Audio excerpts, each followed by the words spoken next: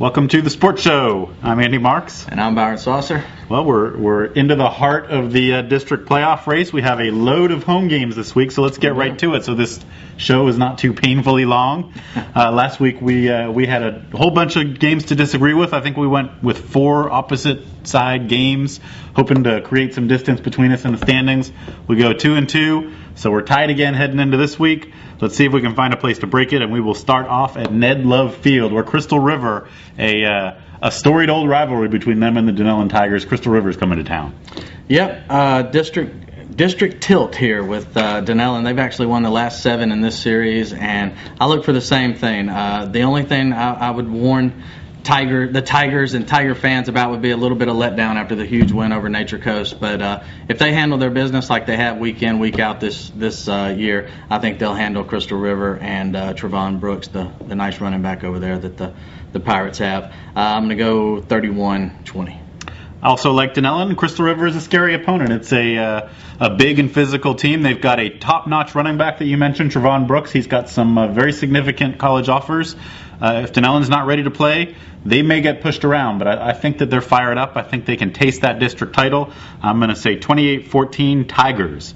And we have another team that sort of has a playoff berth within their sights, and this game Friday night should be able to determine whether that could happen or not. That's Forest. Jacksonville Sandalwood's coming to town. The Wildcats already had one district game against a Jacksonville 6A team.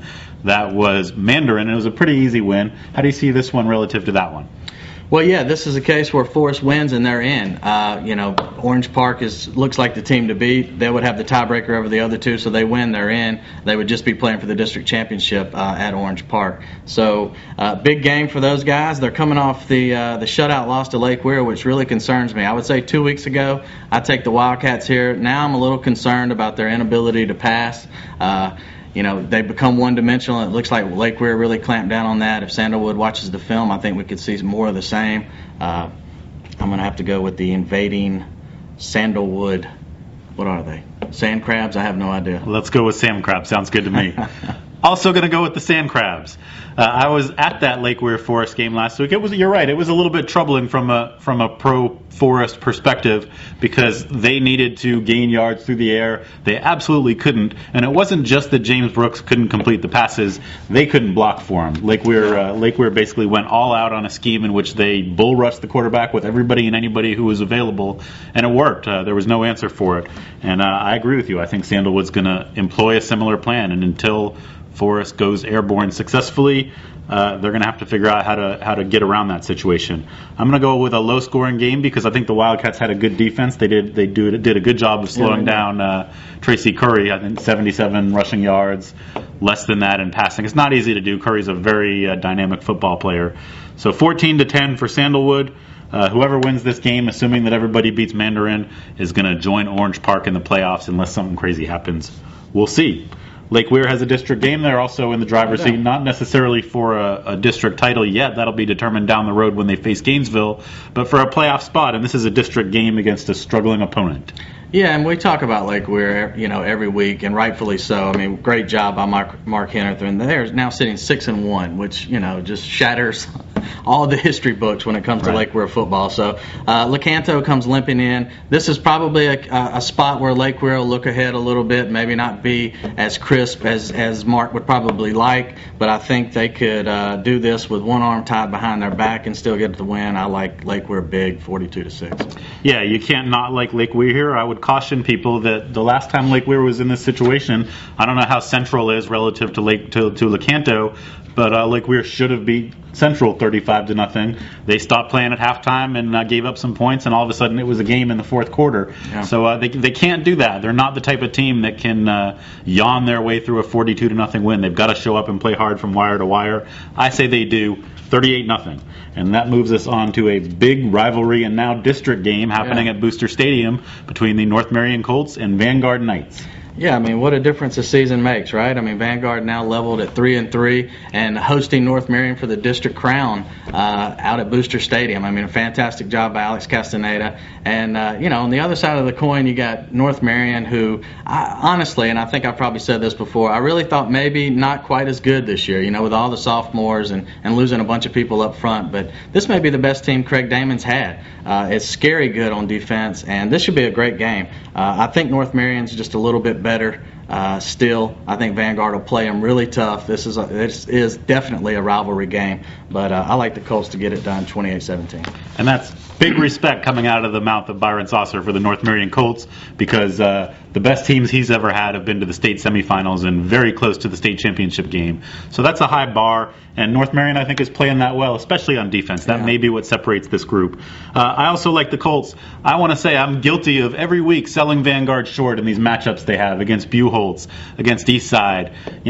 They're surprising us every week. They killed Palatka, who's always a close game, Vanguard Palatka. So I'm no longer going to just dismiss them, and unfortunately I kind of did. I'm saying 30-14, but I just want to claim guilt before I commit the crime. I mean, they really do, though. They seem to get better every week, and that's what Alex Castaneda and his staff wanted to do, and the kids have certainly bought in now. I mean, the results are there for them. So, it's a great story. I mean, you go from 0-10, 13-game losing streak to where they are now. I mean, it's just a fantastic job.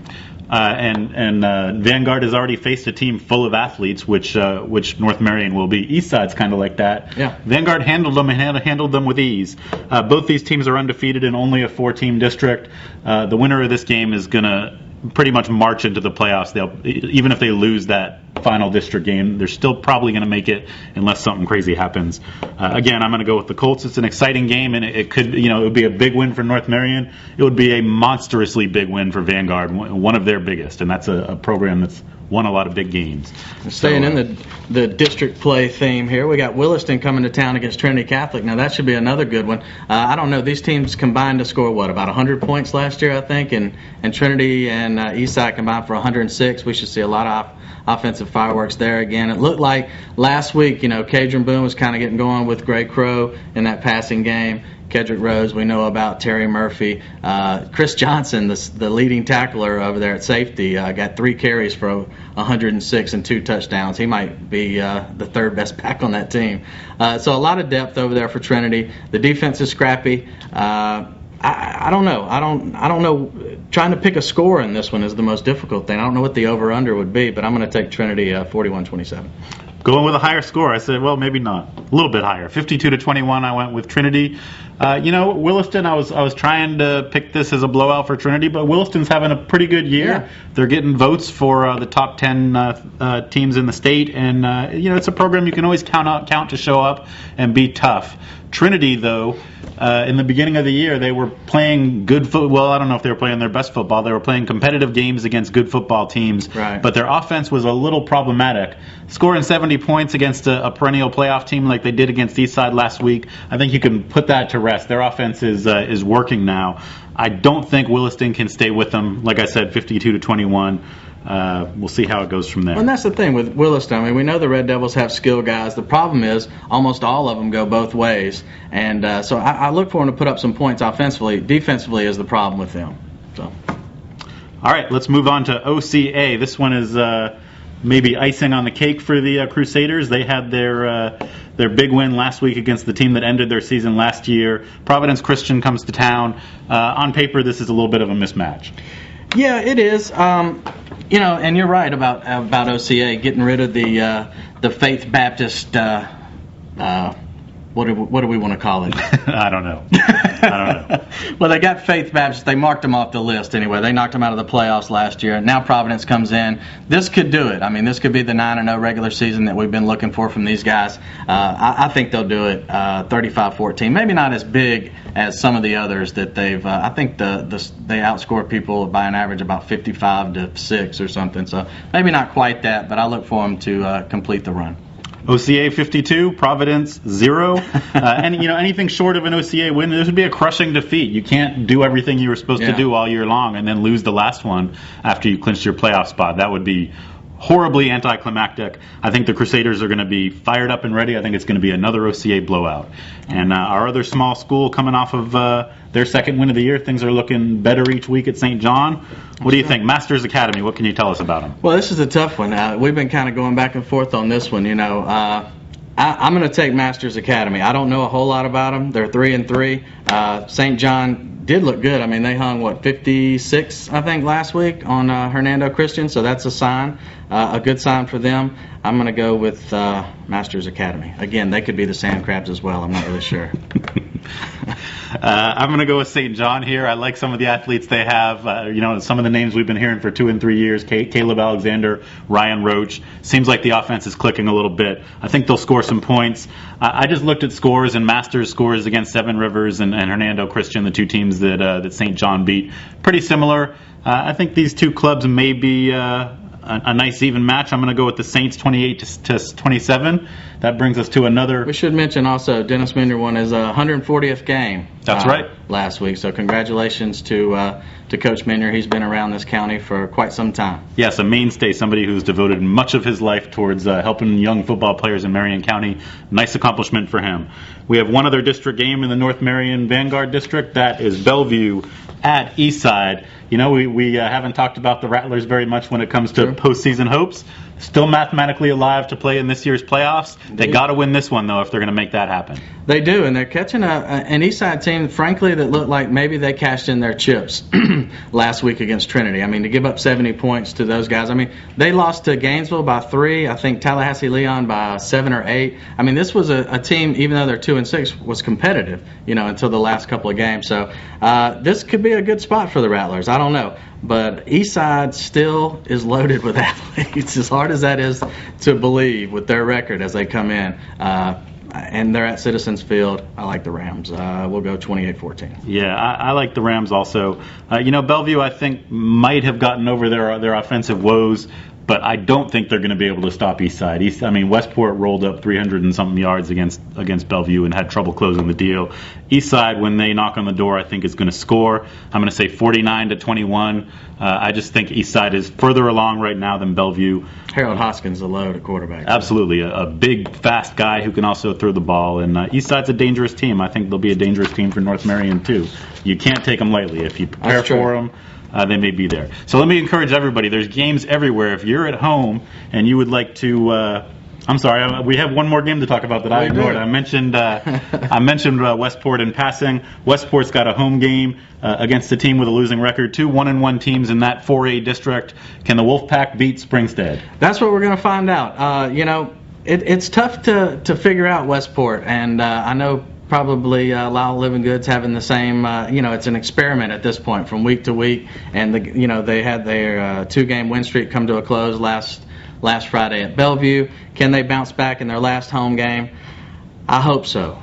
That being said, I'm going to take Springstead 24-20. Yeah, I'm also going to take Springstead. Springstead's a solid program, having a down year. Westport's a rebuilding program. Springstead is the kind of team that, like Bellevue, they know what they want to do even when they're struggling. They want to run the option. They want to play smash mouth, run it at you kind of football. I don't know if it's the best matchup for Bellevue, for Westport, I should say, because against Bellevue we saw that Bellevue knew what it wanted to do and did it against Westport. And that's a good point. I think that's the thing with Springstead. I mean, they're very much a system, you know what I mean, over there, and they do know what they want to do. And it's kind of a rebuilding year for them, but the system's in place. So we'll see. Hopefully Westport can get the W. They're in the same district as Lake Weir, so they could move to 2-1 and be right in the thick of this thing. Absolutely. It's not over for them yet either. I do want to mention, again, there's 8 home games tonight. If you're not out at a game, go to ocala.com. We've got a scoreboard. We'll have writers everywhere sending in updates. You can see what's happening all over the county from your computer. And I also want to mention that the person responsible for all those scores, Jamie Voisine, who's been sort of the heart of our Friday Night Online product for a couple of years now. This is her last Friday with us. We're really, really going to miss her at the Star Banner and at ocala.com. So drop on there, post her a message, look at the work that she's done, and for Byron and I mean, we want to thank you, Jamie, for what you've done for us. As bittersweet as it is. Right. So on that note, we'll see you all out at the fields on Friday night, and we'll be back Monday to talk about what happened.